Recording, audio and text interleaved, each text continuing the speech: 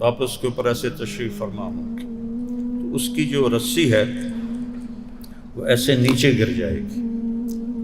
اس سواری کی لگام یا رسی، سواری کیا ہوگی وہ اللہ کو ہی پتہ ہے، لیکن وہ اس طرح اس کی جو لگام ہے یا رسی وہ نیچے گر جائے گی. یہ نیچے گرنے کی کا جو ہے نا یہ خاموش اشارہ ہے کہ آپ خود اس سواری کو نہیں چلائیں گے، کوئی چلانے والا آئے گا، کوئی کوچوان آئے گا، کوئی ڈرائیور آئے گا.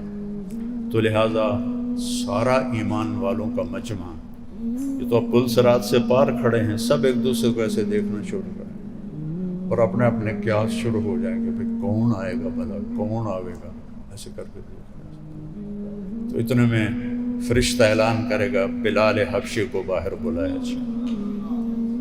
سب سے زیادہ مار کھانے والے، سب سے زیادہ انگاروں پہ لٹائے جانے والے، سب سے زیادہ کوڑے کھانے والے، آج کیا صلہ ملا ہے؟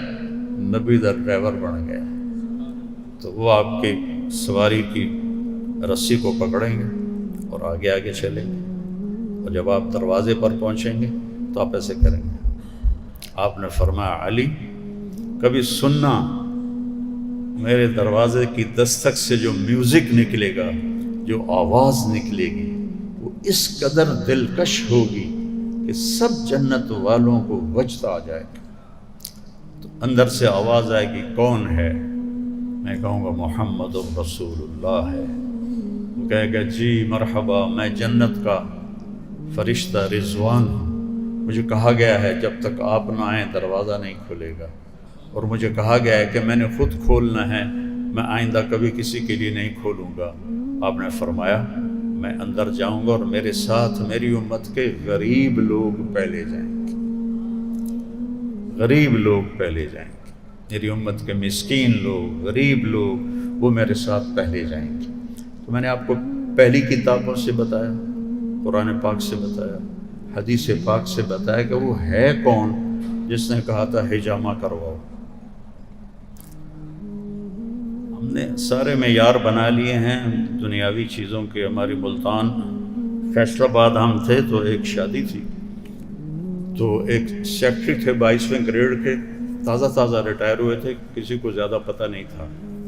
تو 4-5 ہزار کا لوگ تھے، تو 2 آدمی بیٹھے ہوئے تھے. جب وہ سلامی دینے کا وقت آیا، سلامیاں دیتے ہیں، تو ایک شخص نے تو ایک نے ان میں سے ایسے بٹوا نکالا، بٹوا نکال کے تو پیسے نکالنے لگا، تو دوسرے نے اس کے کان میں کہا ہوئے ریٹائر ہو گیا ہی، آدھا دفع کرو.